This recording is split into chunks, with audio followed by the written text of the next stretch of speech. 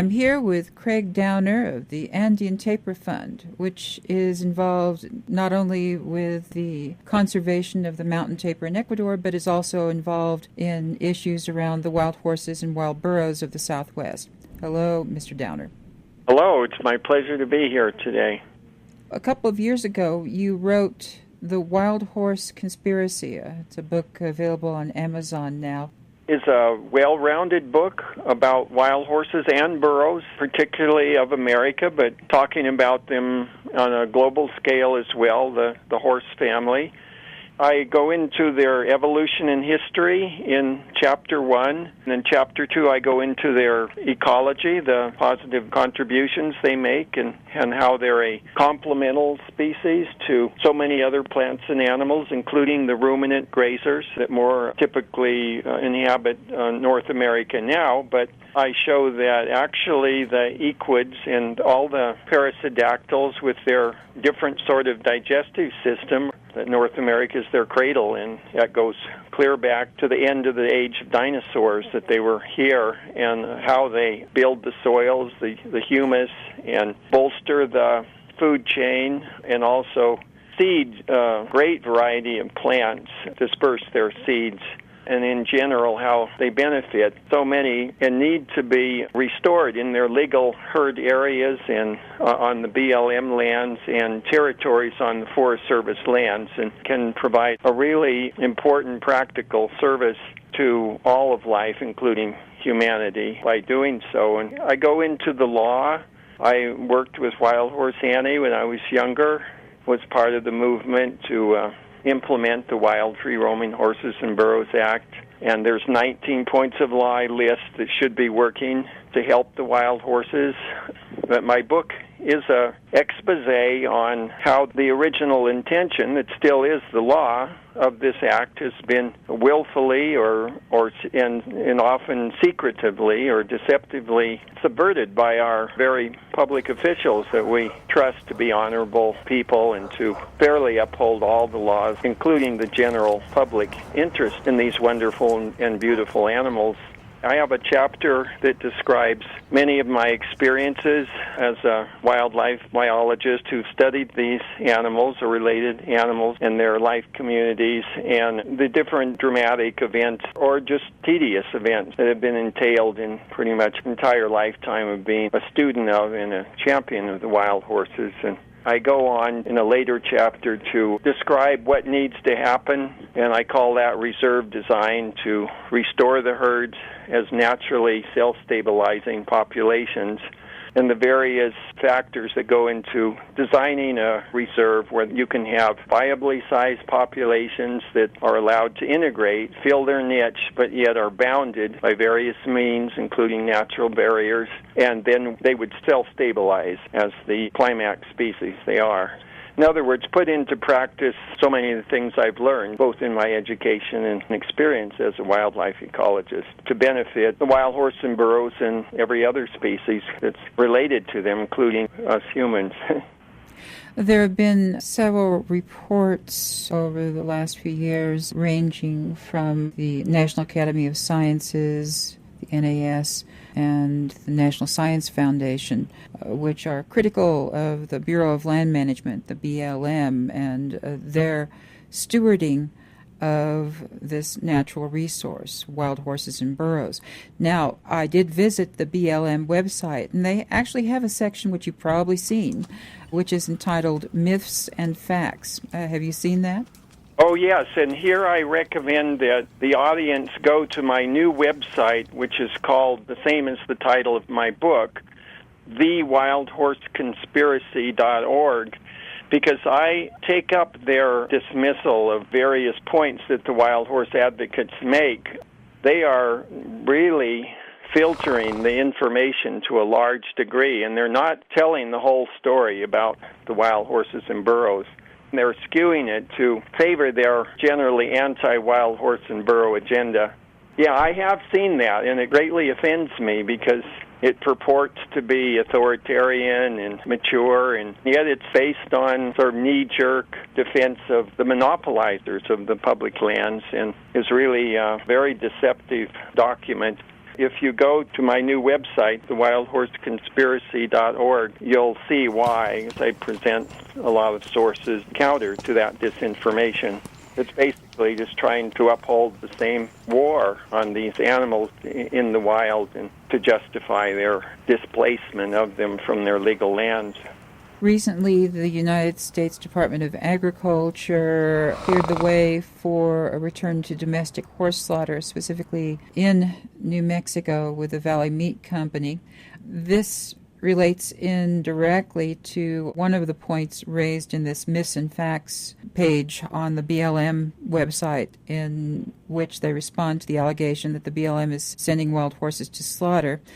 In an amendment in 2004, the so-called Burns Amendment, the disposal of wild horses and burros for slaughter who are either over 10 years of age or who have been offered unsuccessfully for adoption 3 times was put into play. The BLM says that it is not actually executing that amendment. How do you respond to that? Well, again, I think that disguises a lot of what they know. The fact is that so many of the horses do go to slaughter. Yes, they don't sell them directly to the kill buyers, but many of the people that buy them end up selling them. And also, there's been a lot of reports of shady deals that I've received and others have received, such as the Animal Angels Group or HSUS, the different groups that investigate this, the Cloud Foundation, where I'm a board member. A lot of the horse and burros there are, in fact, going pretty much directly to the kill buyers, such as this Tom Davis, who lives down in San Luis, southern Colorado, and he was caught with 1,700. You know, it was very plain. They were headed for Mexico to the slaughter plants, and that was directly from the BLM. They may deny this, but in fact, a large percentage of these wild horse and burros have been going to slaughter, and they know it. These officials, in so many ways, they're just setting the poor wild horse and burros up. They're just trying to fill their God-given niche in the world, which is a very valuable one. And they're such beautiful and sensitive and highly evolved creatures in so many ways. I think people that appreciate them objectively and don't have some vested interest to squeeze the natural resources, they recognize the truth of their meriting place in our world and sharing of the land and freedom, that they're very beautiful presences here and that they uplift life on Earth. And I certainly believe that. I've observed them since I was a boy. If any members of our listening public do visit the BLM website, that's B as in Bureau, L as in land, M as in management, blm.gov, and search for this program on wild horses and burros. You get the impression from their website that they are fully complying with the intent, the spirit of the original 1971 legislation. They even have links so that people can report abuse of wild horses or burros. And again, in this Myths and Facts section, there's a defense of their program against allegations of mismanagement. Now, what specific sorts of problems do you see at BLM with regard to the management of the wild horses and wild burros program? And are there folks at BLM who you feel are trying to do a better job of managing this resource? Before I answer those two, I just want to refer again to this new website, thewildhorseconspiracy.org, which has a What You Can Do section. But to answer your question, they're not dealing with the heart of the issue here, which is the fairness issue, or we could say the unfairness issue. I researched out the grazing allocations in all the different legal herd areas and herd management areas of the BLM, and on average they're giving 83% of the forage to the livestock, and in some cases they're giving well over 90, even over 95% in many areas of those 350 or so, the original areas. They've been taken down to about 179. So many millions of acres, like at least 25 million acres, have been totally zeroed out. So you'd think in the remaining areas they really would apply the core intent of the Wild Free Roaming Horses and Burros Act, which is this land will be, quote, devoted principally to the welfare and benefit of the wild horses and burros. And I don't think there's a single area in the United States where that's being applied. It seems like they're beating all around the bush to subvert the core intent of the act, which was to let this minor portion of the public lands be principally for the wild horses, not exclusively, but principally. And to me, that means respecting their year-round habitat requirements where they occur in 71. That means on a year-round basis, their highland meadows, their lower wintering areas, highland for the summer and lower for the winter. These people seem to have no appreciation of the horse and burro in the wild. For 99.999% of their presence on the earth, they have been wild, naturally living animals. So to treat them like they're just a domestic animal just shows either a profound ignorance of the evolution of life on earth and the true nature of the horse, or sort of a underhanded motivation toward them and the people that appreciate them. So that's one thing. And another thing is, they really should be restoring those zeroed-out areas, because that is so flagrant. They admit to 53.5 million acres, but my investigation indicated there should have been about 88 million acres acknowledged. But even admitting that 53.5, they now only want to allow the horse and burros to occupy about 26 million acres. So all those zeroed-out acres, which are still legally for the wild horse and burros, should be restored. This is where my plan for reserve design comes through, that I'm trying to get support for. I want to go around the western United States and identify the areas. I already have a good idea where the meritorious herds, or who are perhaps still there in some remnants or were there, where we can restore them as substantial populations or animals who are as closely related as possible. And we can design a reserve. Say there's a situation with natural barriers, or where we can, if necessary, put up artificial barriers, where we can establish buffer zones, bring the local people around there on board through a positive approach where the presence of the wild horse and burros is a win-win relationship for them. They can serve as monitors, as protectors, and as eco-tour guides, things of that nature. You know, it can be done. And I outlined the different steps that need to take place. So right now, I'm trying to get some support to do that. And if you go on that website, thewildhorseconspiracy.org, there is access to my reserve design proposal. I'm used to working on a shoestring. I was a Peace Corps volunteer and worked as a wildlife ecologist in Colombia. And I've done work of this nature before. I've actually been responsible for declaring millions of acres as protected areas for the wealth of wildlife that occur in the Andes of South America. So it's not like I'm a neophyte to conservation effort. I do know that there are officials, people in the government service that are sympathetic to the wild horses and that are not brainwashed by the traditional enemies of the wild horses who simply have a closed mind on the subject.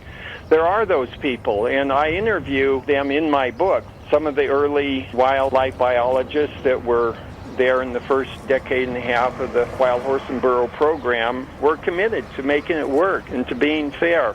But I described what happened then, how they were doing studies, and it was proving so many of the points that I brought out in the book about how they actually benefit the pronghorn antelope and the bighorn, and they have separate niches, and the deer and so many animals, and how they, due to their widespread semi-nomadic lifestyle, how they naturally rest rotate, and how they greatly reduce the flammable vegetation and can do so with less taxing of their metabolism on account of their different post-gastric digestive system. Many of the things that I exposit in my book, they were proving, and then that study was sabotaged. And that, to me, remains one of the most flagrant examples of bureaucratic abuse.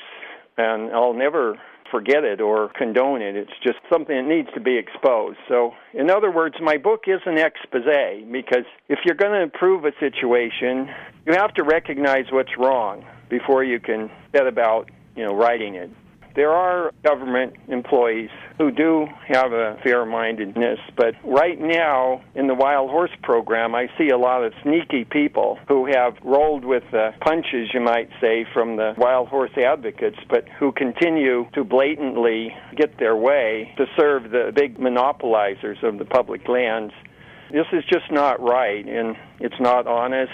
And the ones who are suffering the most are the horses and burros themselves. They're the ones that are being tortured and killed and lied about. And I identify very much with these beautiful animals. I grew up on a horse who had been a Mustang. He was a very strong stallion that had been used to chase down Mustangs. But I think those of us who appreciate the horse and acknowledge their love of freedom and their love of family and their own kind. The story of life on Earth here is not just all about people and their own aggrandizement or material domination. It's about all of life. And if we can't learn to respect such a magnificent animal as the horse and to give it a life here that is suitable to its highly evolved nature, then we have really failed on our moral plane in our relationship to life. And I get into that in my 7th chapter, called my Higher Thoughts chapter. I hope some people will appreciate the universal points that I was trying to make there. You mentioned the growing restrictions on the range for the wild horses and burros. What do you see as the major threats to the long-term conservation and sustainability of the wild horse and wild burro populations? Traditionally, the primary enemies of the wild horse and burros have been the public lands livestock grazers. But many of the hunters, too, have jumped on board, misinformed. They buy into this line that, the horse is competing. Actually, they help the deer and the antelope. So I'd say that the greatest barrier is ignorance in general and selfishness. In recent times, the mining corporations and the energy extracting corporations are trying to monopolize a lot of the public lands, and they're really doing a number on the water supply out in the arid West. They're just being very heavy-handed, and they're getting permits to dig big open pits and do cyanide heap leaching, or leaving mountains full of crushed ore that ends up leaching into the waters for centuries to come and contaminating it with sulfuric and nitric acids and the various chemicals they use. I mean, this is enormous. I feel that the wild horse and burros have been used as red herrings to distract the public's attention. They've been, shamelessly scapegoated. All the while, the true despoilers of the public lands, these giant corporations, are just given pretty much carte blanche, a very little check on them. And that includes the large public lands cattle and sheep corporations that are allowed to graze on practically all the public lands. It's a shameful thing, and I will never go along with it. It's wrong. If people could learn to share the land and learn a much more harmonious lifestyle, I tell you, it would do them a world of good. And I think many people in our country and around the world sense the rightness of these animals reverting to the wild and to nature, that there's just something inherently correct about this, and that it's people who have to learn how to change, not these wonderful animals. They're just being true to their own nature and trying to fill their God-given niche here on planet Earth. Mr. Downer, with regard to the threats that you just mentioned, there is an ongoing discussion about the dangers inherent in the gas and petroleum industry, such issues as fracking, which can pollute the groundwater.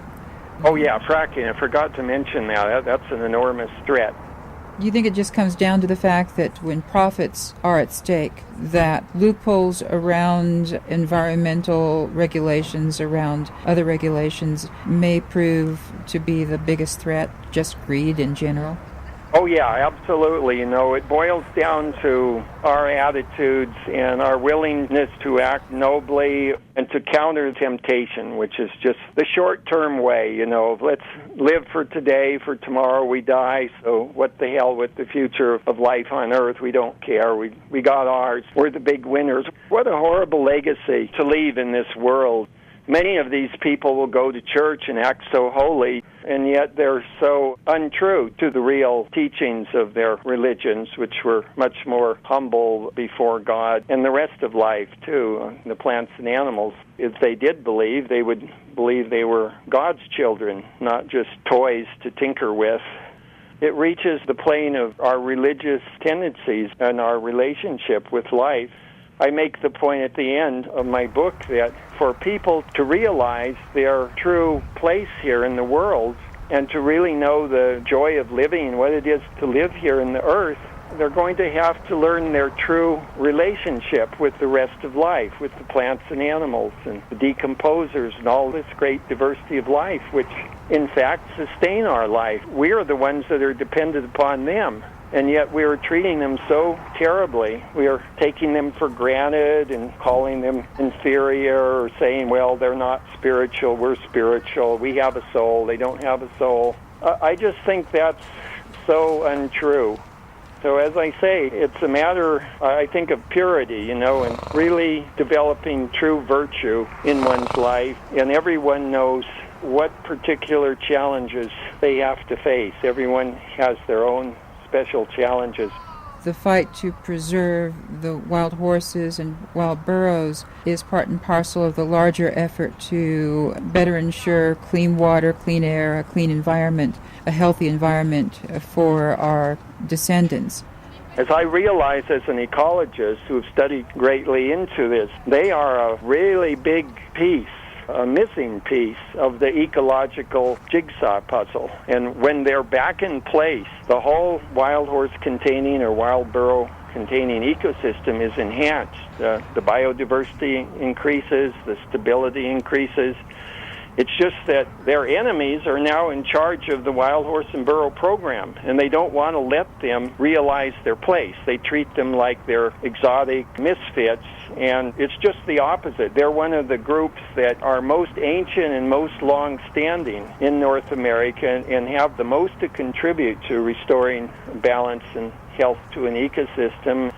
As I mentioned in my book, there are many countries in the world where the horses are being used to restore ecosystems that have been degraded because they recognize these very things I was mentioning about how they restore the soils and the humus and feed the plants. In Siberia, there's a park called the Pleistocene Park that's millions of acres in extent. And this is an area where the permafrost is melting on account of global warming. So they're restoring the horses there, and the musk oxen, and the saiga antelope, and the whole complex that go together in order to retard the melting of the permafrost, and where the melting does occur, to reestablish the tundra grassland, which can cool the atmosphere. That's one prime example that I cite in my book. Mr. Downer, you are certainly one of the most prominent people carrying on the work of Wild Horse Annie. How would you say that she influenced you? Well, I'd say her persistence and her unflagging spirit. She was just such an inspiration, and she was very intelligent and quite politically savvy.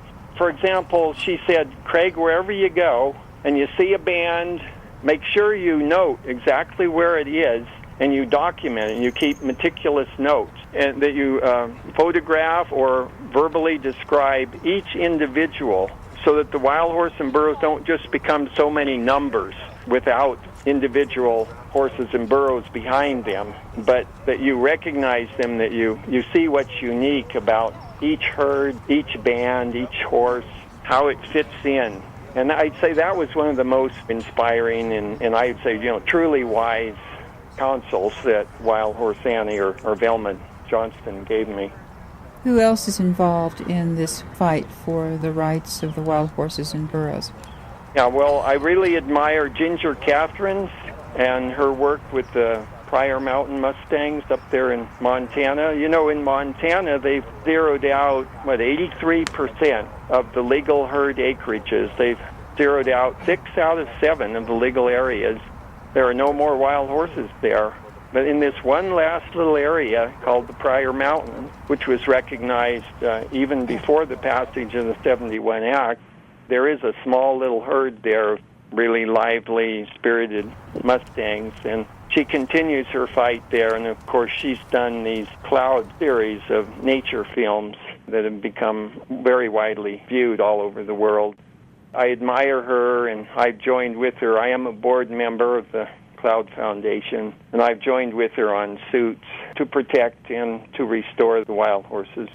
I think that if people can really take my message to heart, it will make a big difference, and we can turn things around for the wild horses and burros.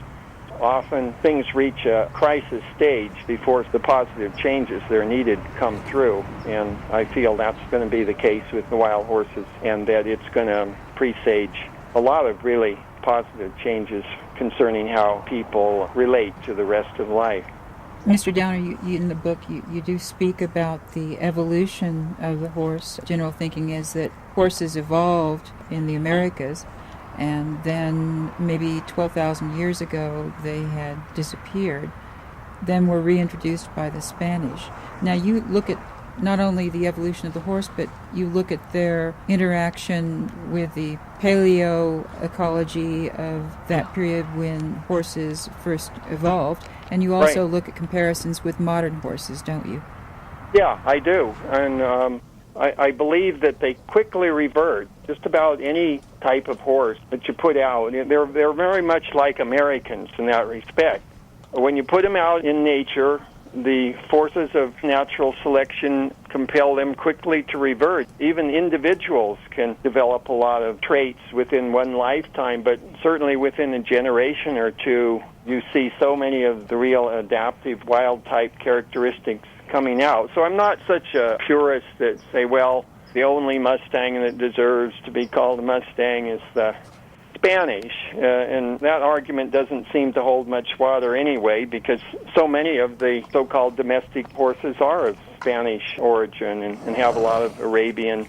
I just think the main thing is that they be allowed to fill their niche, and that was the true intent of the act, is to have least interference, to allow them to have their wild, free-roaming lifestyle, and to allow them to naturally integrate with least feasible interference. These cruel, draconian helicopter roundups are just doing all the opposite of what the Act said. They're breaking up the families, the generations-old family traditions that, in fact, do stabilize populations. They're setting back the natural ecological adaptations by which the horses naturally harmonize with each unique region. There's a big lesson in all this. It's not like I hate the people that have, in fact, become the enemies of the wild horses and the deceivers of the public. It's that I believe we need to learn an important lesson. I don't think you can do anything better to help your fellow man or woman than to correct them on certain fatal errors or dark areas of their conception of life. And, I've spent pretty much my whole life as a student of the natural world, and particularly the mountain tapirs there in the Andes and the wild horses here in America. The best ingredient to really achieving insight and appreciation of the other species is humility. Don't act like an arrogant know-it-all that's just trying to cram your view down other people's throats. Be humble and let the horses speak for themselves. Observe them. Many people say, oh, horses don't speak. They do speak. They have a wonderful, eloquent language, a body language, and the sounds that they make and their gestures are just beautiful. And I think people that aren't clouded over by their greedy, possessive interests, they see this and they say, hey, we owe them respect and we owe them a life. So to me, that's the heart and soul of the Wild Free-Roaming Horses and Burros Act, and it's the heart and soul of America, and we can't let it die. I will continue the rest of my days to defend and to push for the restoration of the herds and the cutback on the livestock and the other monopolies, the mining, the energy, alternative energy, whatever is displacing them. And as far as the alternative energy, the solar panels and a lot of these devices, they should go up on people's roofs.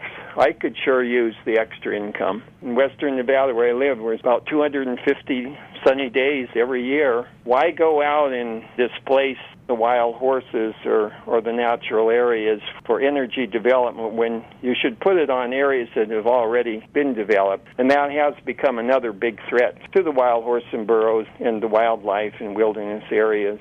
I think there should be a bill introduced to redirect the public lands agencies to do just that.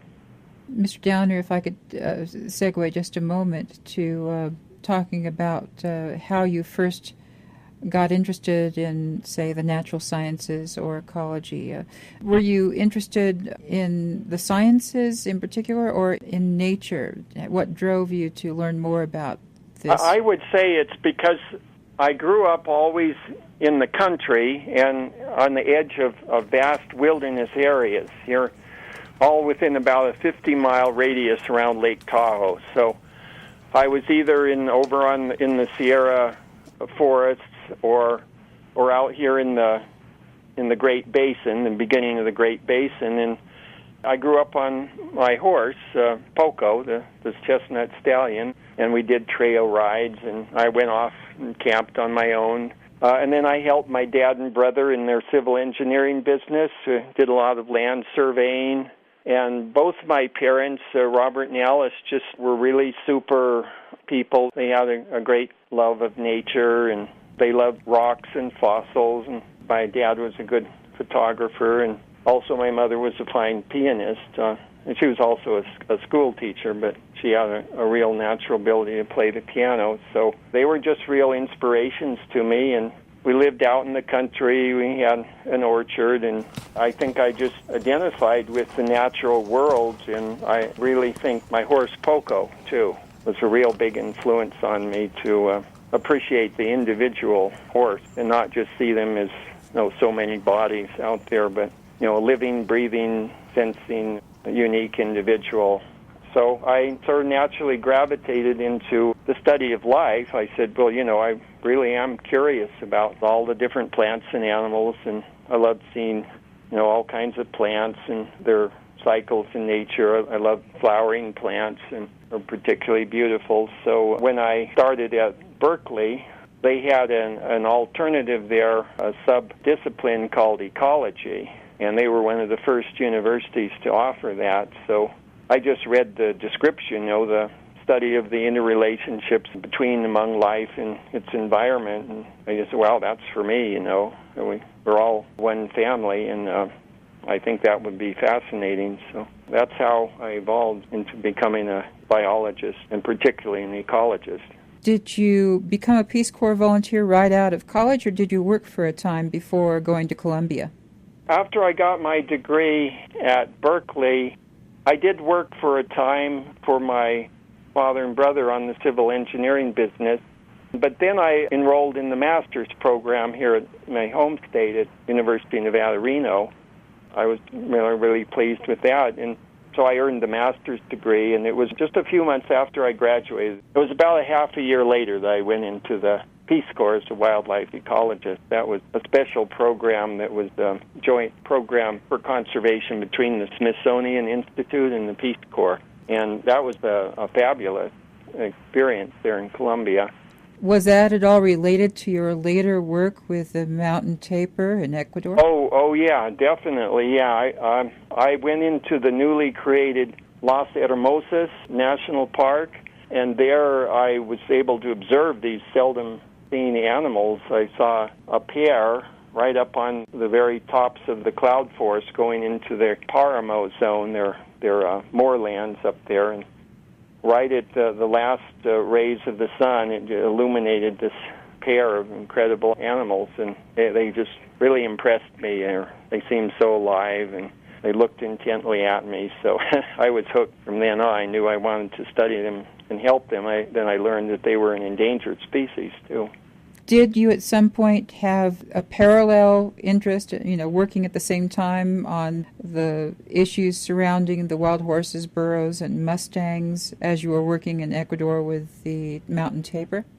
Yeah, I always kept my brands in the fire on the wild horses, and over the years, I would give input to the government agencies on their various plans. So that's why I often have standing to sue, because I've given these inputs for many years. And I encourage the public to do that, to become involved with at least one herd or hopefully more as time allows, and to review the government documents from the Forest Service and the BLM and become familiar, go out and visit the herds. Because I think that's what will really make the difference, is if people take an interest. Each herd has its public, and that's willing to stand up for it. I think if it wasn't for those citizens up in Montana and northern Wyoming who stood up for the Pryor Mountain Mustangs, they would have been history and just a memory, and some nice films and photos, and the real living presences would be gone. And that's the case in so many areas. I calculate in my book that our government is planning to leave one wild horse or burro, one individual, for every public lands rancher. And that just speaks for itself, the enormity of the injustice here, because each rancher can have thousands of cattle and sheep, even many thousands, and they're usually given the prime grazing seasons where they go and they strip the most nutritious vegetation, and then they'll always have their angle about the horses. They'll say, well, but the horses are there year-round, and we take ours off. But they don't mention that they're stripping the best vegetation, and that often they're siphoning off the major streams and springs, and many of them are sealed off. As I point out in my book, after my conversations with those early wildlife biologists who were part of the program, the government has what's called the implied federal water rights that come along with the law. They can insist those ranchers share the water because they have the right to cancel their grazing permits. Also under the sections 4710.5 and 6, it specifically states that the federal officials have the right to reduce or even cancel cattle and sheep grazing permits in order to benefit the wild horse and burros in their legal areas. But there's hardly any cases where they've exercised that. Basically, my book is an expose, but it's not a negative book. It's a positive book. It points out what's wrong, and then it points out why and how we can correct this and how we can make it win-win for everybody, including those individuals who are ranchers, just by broadening their horizons and teaching the lesson of how to share. And a lot of this, it just depends on people acting virtuously and not just being sluggards that just go along with the prevailing status quo. That's a downhill course, and so I'm challenging people to try to do what's right and to correct what's wrong. Did you ever work for the BLM? Yes, I did. Once I got out of the Peace Corps, I filled my almost 2.5 years in Colombia. I applied to the BLM and was assigned to be a stream site inventorier who went around with a team out of the Battle Mountain District in Nevada and assess riparian habitats, that is stream or lakeside habitats. A lot of times we'd observe the wild horses, or on the weekends I'd just go out and be with the wild horses, and observe them. That was a good experience. So, yeah, I guess I have worked for the Bureau of Land Management. And has that given you a little bit of insight into the bureaucracy that you're up against? Definitely. Yeah, even back then I could see the prejudice of so many of the officials being from rancher backgrounds or big game hunters, and it's just like they had their minds made up about why the wild horses were misfit. And I would talk to them and say, that's just not true. You have a prejudice that's been part of your cultural upbringing, but if you look at them objectively, they're not these monsters out there. So yeah, I did become aware of those attitudes, which disturbed me greatly, Craig, do you have any final remarks? I realize that there's a lot that you could talk about. I hope that people will take a real interest at the wild horses and burros belong to everyone in America, and really they belong to God. This Wild Free-Roaming Horses and Burros Act must not be allowed to fail. We can restore it. It's still the law of the land, and I encourage them to take a specific interest in a herd or in horses and really try to get them restored on their legal areas, on the Bureau of Land Management and the Forest Service lands by becoming involved and giving input, going to meetings, reviewing documents, countering the misinformation. And again, I'd encourage you to get my book, because I spent over 4 years writing it, and it really represents my entire life with the wild horse and burros.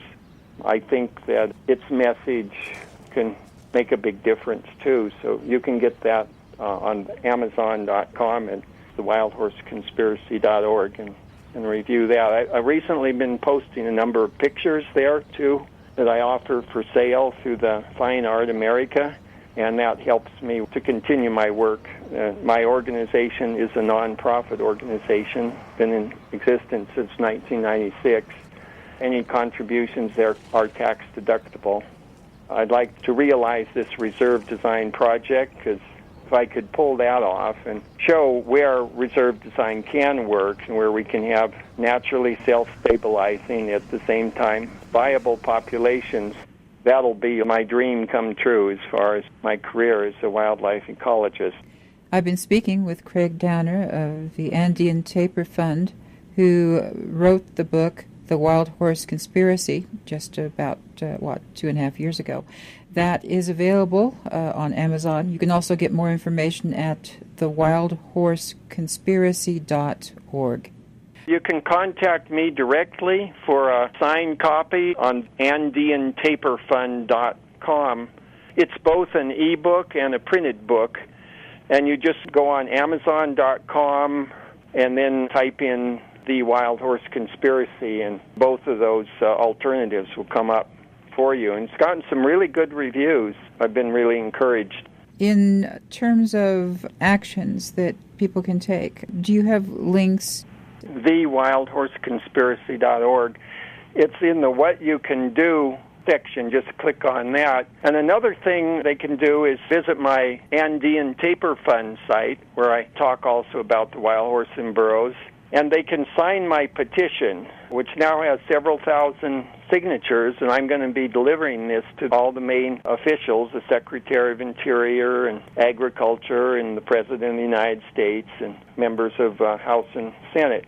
And you can reach that by going on sign-on.org/sign/stop-the-excessive-roundups. And I've been really encouraged by all the support I've got there, and the very heartfelt comments have come from people all over that really treasure these wild horses and their right to be free and want to see the act implemented. It's just something that we can't allow to fail, because if we do, it'll be like killing the soul of America or something. Thank you so much for chatting with me, Craig. Oh, my pleasure, Rachel.